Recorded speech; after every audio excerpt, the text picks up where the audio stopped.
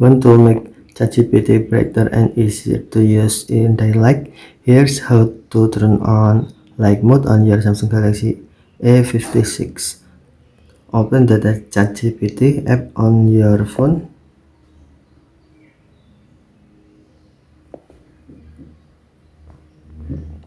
Tap the menu icon to open the sidebar. Tap your profile name. Tap your profile name, and then scroll down the screen. Tap appearance.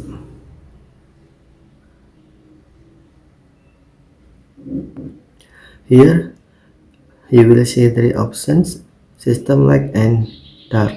Tap light and then tap OK.